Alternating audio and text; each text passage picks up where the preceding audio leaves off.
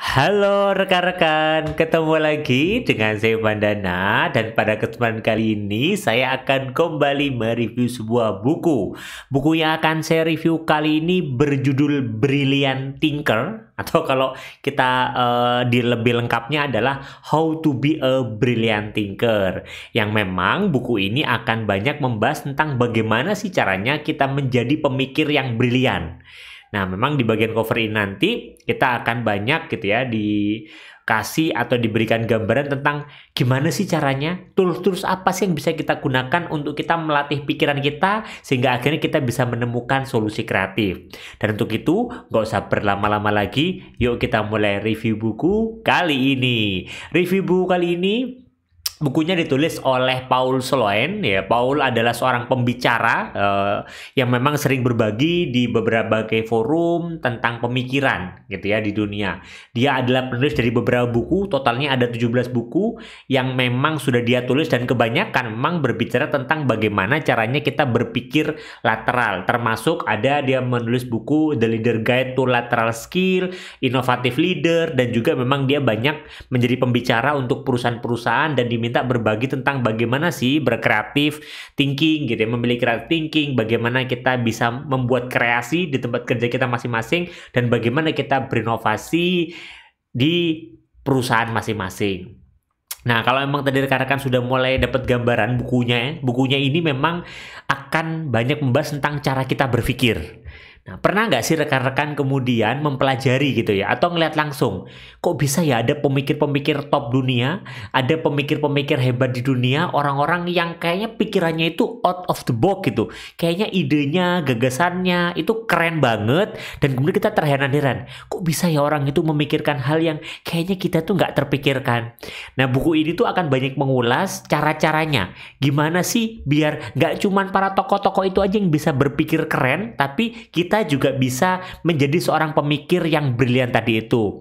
Nah, di buku ini nanti akan banyak membahas tentang gimana sih caranya kita berpikir lateral dan juga memecahkan berbagai macam masalah di sekitar kita. Terutama nanti juga akan dibahas tentang tools apa sih yang bisa kita gunakan sehingga kita bisa menjadi pemikir-pemikir yang brilian dimanapun kita berada. Secara umum, gambaran isi bukunya ada 4. Yang pertama adalah tentang perlunya kita itu berpikir berbeda. Yang kedua adalah mempertimbangkan kemungkinan-kemungkinan yang berbeda. Nah, ternyata ketika kita kemudian beraktivitas, menjalankan rutinitas, kita perlu mempertimbangkan kemungkinan-kemungkinan berbeda. Untuk apa? Untuk melihat dari angle berbeda sehingga kita bisa lebih kreatif daripada sebelumnya. Nah, di bagian ketiga buku ini juga dibahas tentang bagaimana kita mengajukan pertanyaan. Karena ternyata para pemikir-pemikir top dunia, orang-orang keren dunia itu ya mereka pinter karena mereka itu merasa nggak tahu. Karena mereka ngerasa nggak tahu, mereka mengajukan banyak pertanyaan kepada orang-orang di sekitarnya. Dan ternyata itu menunjang cara mereka berpikir sehingga mereka bisa berpikir dengan sesuatu yang mungkin nggak kepikiran sebelumnya, seperti itu. Dan yang di bagian keempat juga dibahas di sini nggak kalah pentingnya menurut saya gitu ya, tentang kesalahan berpikir yang sering kali terjadi di sekitar kita itu apa sih? Nah, untuk itu yuk kita mulai bahas satu persatu bagiannya. Nah, di bagian buku pertama itu membahas tentang perlunya kita berpikir berbeda. Di bagian itu dibahas kenapa ya kita itu dalam menjalankan rutinitas kita sehari-hari itu perlu untuk ya sesekali berpikir berbeda.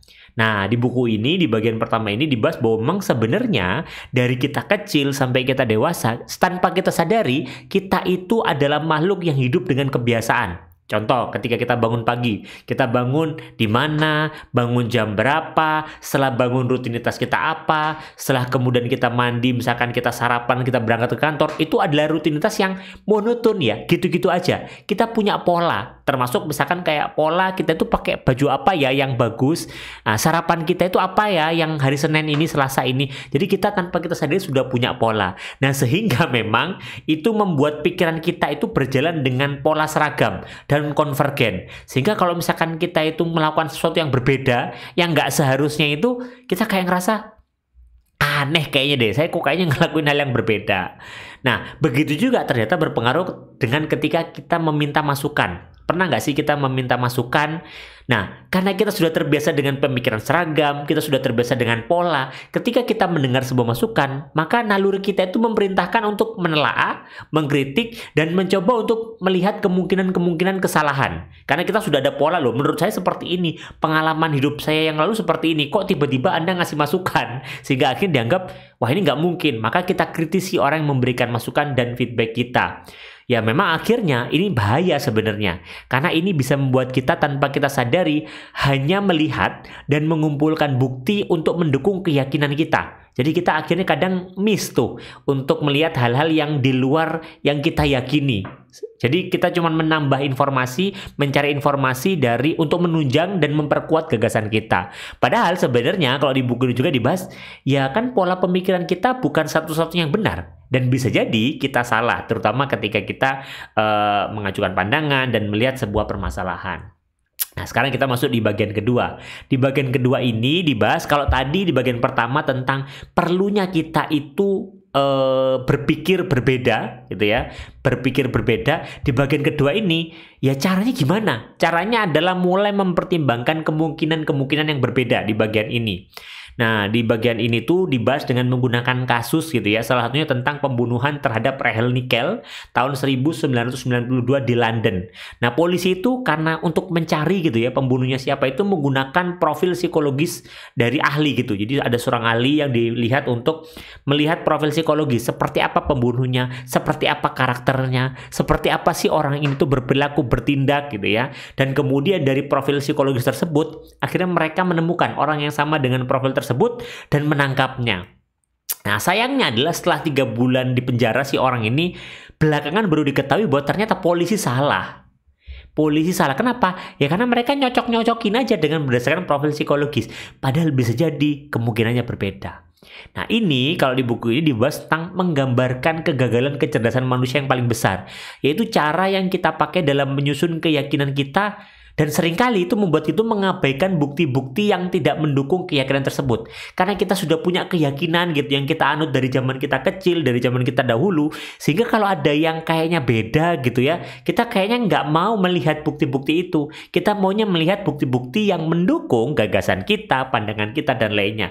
Dan ini perlu benar-benar diwaspadai oleh kita semua. Terutama kayaknya kalau kita mau mulai berpikir kreatif. Karena berpikir kreatif kan ya kita harus mau melihat dan mencari kemungkinan-kemungkinan yang berbeda dari yang sebelumnya. Dan di bagian ketiga, ini adalah kebiasaan orang-orang pinter. Kalau di bagian buku ini dibahas gitu ya. Di bagian ini itu akan dibahas tentang perlunya dan pentingnya kita tuh mengajukan pertanyaan dalam proses berpikir. Karena kalau kita lihat gitu ya, anak kecil yang baru belajar gitu, itu kan dia bisa tumbuh besar itu dengan dia bertanya. Dia mempertanyakan segala hal dalam hidupnya gitu ya. Sampai akhirnya dia dapat informasi yang itu akhirnya membuat dia tumbuh besar. Kalau juga ada contoh lain, misalkan kalau kita bekerja di sebuah perusahaan, ada karyawan baru. Nah, karyawan baru ini kan belajar dengan mengajukan pertanyaan. Karena dia nggak tahu, dia tanya. Nah, bertanya memang kalau di buku ini dibahas adalah cara yang paling sederhana, sekaligus paling efektif untuk kita belajar. Jadi bagi rekan-rekan yang, saya itu bingung ya, saya itu belajar apa? Ya nggak usah bingung, tanya saja. Seperti itu. Kenapa sih kok kita perlu tanya? Ya karena memang orang yang merasa paling tahu, ya nggak akan mau kan mengajukan pertanyaan. Nah, karena orang yang merasa paling tahu tuh nggak mau mengajukan pertanyaan, ya akhirnya dia nggak belajar. Dia akan berhenti di situ ilmunya. Padahal kalau di buku ini juga itu dibahas bahwa pemikir-pemikir brilian, para orang-orang top-top keren-keren dunia itu nggak pernah berhenti mempertanyakan hal-hal di sekitarnya. Dan itu yang membuat mereka itu bisa berpikir berbeda. Bahkan kalau kita pernah, mungkin rekan-rekan pernah dengar gitu ya, si mantan CEO-nya Google yang namanya Eric Schmidt itu pernah bilang bahwa Google itu dibangun di atas pertanyaan, bukan jawaban. Google bisa sebesar ini tuh karena mereka terus bertanya, apa lagi? Apa yang bisa mereka lakukan? Apa masalahnya? Mereka terus bertanya kepada masyarakat ataupun para penggunanya. Sehingga akhirnya mereka terus improve dan bertumbuh serta belajar lebih banyak hal lagi. Dan di bagian keempat, di sini akan dibahas tentang kesalahan berpikir yang umum terjadi di sekitar kita. Di bagian itu dibahas beberapa macam kesalahan berpikir yang menjangkiti banyak orang. Yang pertama adalah kesalahan ketersediaan informasi. yang di bagian itu dibahas bahwa kita itu amat dipengaruhi oleh apa yang kita dengar dan apa yang kita lihat baru-baru ini. Sehingga kita itu memberikan nilai besar kepada informasi yang baru saja kita terima, sehingga kita itu merasa bahwa informasi yang cepat itu bernilai bagi kita. Karena begitu cepat, oh iya ini kemarin baru ada berita ini. Padahal informasi yang cepat belum tentu benar. Maka ketersediaan informasi itu bukan berarti informasi yang paling cepat, yaitu yang paling benar. Hati-hati rekan-rekan, ketika kita melihat satu gosip, kita langsung searching aja yang paling cepat memberitakan siapa. Bisa jadi itu benar, itu nggak seperti itu. Nah, yang kesalahan berpikir yang kedua adalah salah menentukan penyebab masalah. Nah, sama kalau misalkan saya boleh ibaratkan, kalau misalkan kita sakit perut, apakah kita langsung minum obat sakit perut? Kan enggak. Kita cari dulu, tahu dulu penyebab masalahnya apa. Apakah karena kita emang sakit perut, atau jangan-jangan karena kita sakit perut karena kita belum makan. Lah kalau kita belum makan, terus kemudian kita minum obat sakit perut, ya otomatis perutnya nggak akan sembuh, tapi malah makin parah. Artinya apa? Hati-hati dalam menentukan penyebab masalah. Ketika kita melihat suatu fenomena, dan kita melihat bahwa ini penyebabnya, hati-hati karena kita perlu cari benar-benar penyebab masalah ini apa. Dan dengan begitu kita bisa mengajukan gagasan yang tepat dan menjawab permasalahan tersebut. Dan yang ketiga, yang juga kesalahan berpikir yang sering terjadi adalah konfirmasi tendensius, yaitu kecenderungan untuk mencari informasi dan mengkonfirmasi teori kita saja ketimbang mengumpulkan informasi yang membantahnya. Jadi tanpa kita sadari, ketika kita beraktivitas, ketika kita kemudian melihat sebuah fenomena masalah, nah, kita itu punya kecenderungan untuk memilih-milih masalah yang mengkonfirmasi ide kita. Seakan-akan kita itu takut kalau kita itu salah, itu kita jelek gitu, kita buruk banget. Sehingga yang kita lakukan adalah bukannya kita mencari tahu mana yang benar, mana yang mungkin salah, tapi kita kemudian ya nggak peduli, yang penting pendapat saya ini, saya mau memperkuat pendapat saya. Nah, ini yang kemudian yang disebut di buku ini kesalahan berpikir, karena nggak seperti itu. Kita nggak boleh tendensi seperti itu. Ya kita open, kita harus terbuka untuk mengumpulkan informasi dari kedua belah sisi, apapun situasinya dan apapun permasalahannya. Nah, kesimpulannya adalah, pernah nggak sih rekan-rekan tuh merasa pingin kreatif tapi nggak tahu langkah-langkahnya itu gimana sih caranya untuk belajar lebih kreatif? Nah, buku ini tuh bisa mengawali sebenarnya. Kalau teman-teman pingin tahu bagaimana caranya saya bisa berpikir kreatif, buku ini tuh cukup ringan untuk dicerna sehingga teman-teman tahu saya tuh harus apa. Karena di buku itu ada beberapa teknik yang membantu banget, terutama kalau rekan-rekan ingin bisa berpikir kreatif lebih baik.